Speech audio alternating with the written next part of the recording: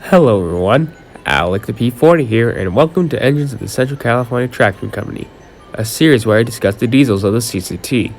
This series was revealed in the final episode of Engines of Metrolink last year, and as said there, I'll be discussing the ALCOs of the railroad. Now, before I move onwards, here's a brief history on the CCT's formation.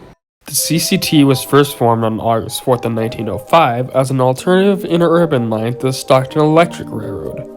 In 1907, however, the CCT began electric passenger service between Lodi and Stockton, California, using high-tension DC power, being one of the first railroads to do so. This would have the railroad competing with the Southern Pacific's Sacramento Daylight, only doing so even more in August of 1910 when the CCT reached Sacramento. After 18 years as its own company, the original owners wanted to sell the railroad. The Southern Pacific wanted it, but so did the AT&SF in the Western Pacific. Eventually, the ICC decided that all three railroads would share the railroad in 1928. This tension between all three would cause the CCT extra, as when control was waging, an economic climate forced the CCT to stop interurban service on February 4th of 1933. Demands on power service eventually caused the CCT to drop the pantographs for the final time on Christmas Eve in 1947.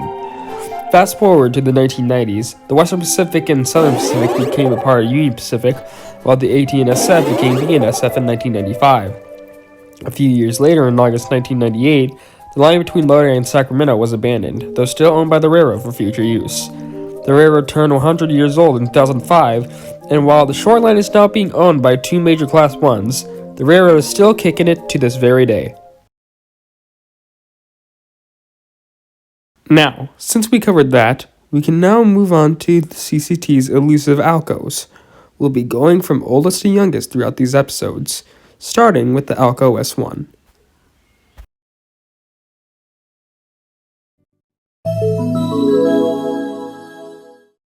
CCT-42 was built as an S1 in January of 1942 as Northern Pacific Terminal No. 34. It was stationed at the Portland Terminal of Oregon, where it would work up to August of 1965. By that time, the Central California Traction purchased the unit and used it for switching in Stockton, and later at Sacramento. The unit was retired in March of 1983 and sold to Jim Bergier. As of now, the unit is currently sitting at Willits, California, collecting rust.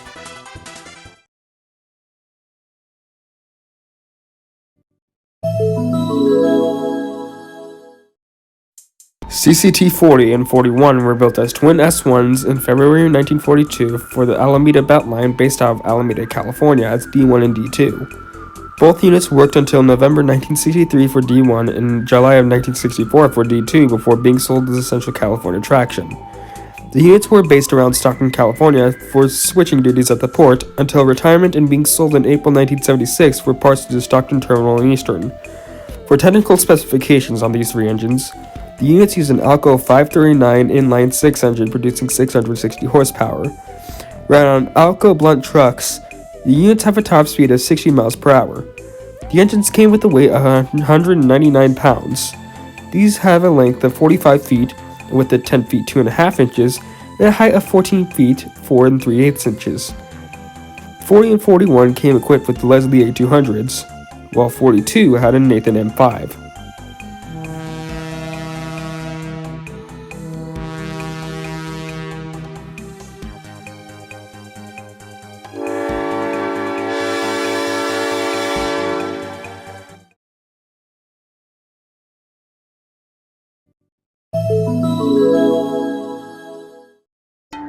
CCT ALCO S2 number 45 was built in February 1949 for the AT&SF number 2369.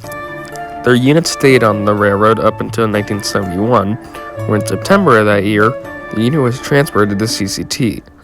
Unfortunately, its time there was cut short, as on March 8th of 1973, the unit was crossing a bridge in Wilton, California, and said bridge had collapsed while the unit was on it. 45 was deemed damaged beyond repair, and the unit was scrapped. For specifications, the S2 was rated at 1,000 horsepower with an ALCO 539T inline-6 engine. This slightly increases the dimensions of the unit from the S1 to 46 feet in length and 14 feet 6 inches in height, along with the weight being at 230,000 pounds. This was likely the reason that led to its demise. The unit had a Leslie A200.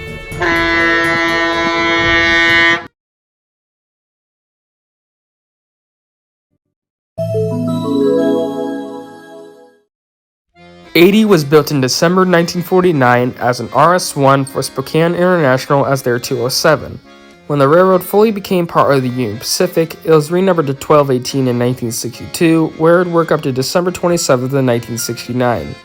It was sold to Chrome Crankshaft by then, and then was sold to Western Pacific subsidiary Tidewater Southern as 746 in February 1970.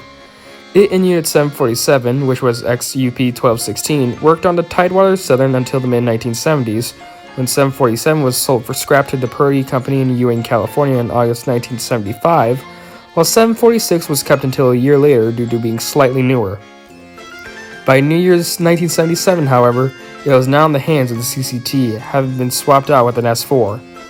Despite this, '80 didn't last very long. It worked for only 5 more years before being retired in 1981 and sold to Jim Bergier in March of 1983 with CCT-42 and stored in Willits. For technical specifications, the unit runs on an ALCO 539T inline-6 engine producing 1,000 horsepower. The engine also weighs 247,500 pounds, has a length of 55 feet 5 3/4 inches, a width of 10 feet, and a height of 14 feet 5 inches. The unit can go up to 65 miles per hour, making it perfect for fast freight services. The unit was equipped with a Nathan M5.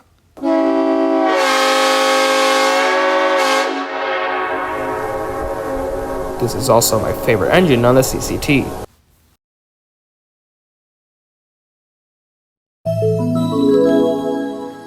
Finally, CCT-50 was built as an S4, being built in May of 1951 for the Western Pacific as 563. CCT purchased the unit in October of 1973 from the WP to fill in for the earlier wrecked 45. It, however, didn't stay very long, as the CCT wanted a road engine.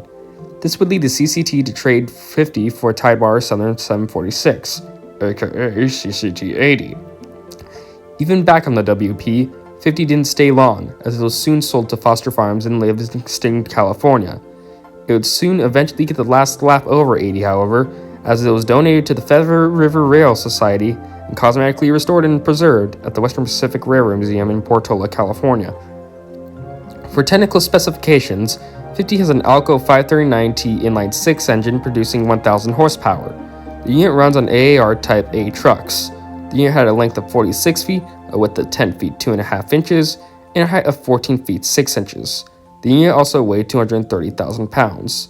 The unit first had dual Leslie A200s, but had those swapped out for another M5 like 42 and 80. Currently, 50 is one of 2 Central California traction diesels preserved as of right now, as others have been stored or scrapped.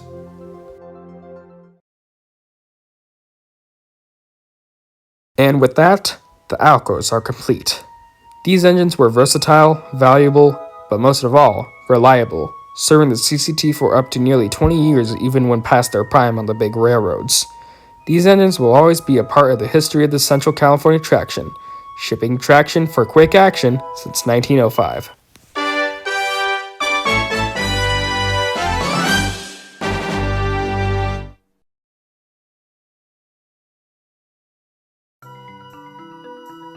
Thanks for watching. I hope you enjoyed this episode of Engines of CCT.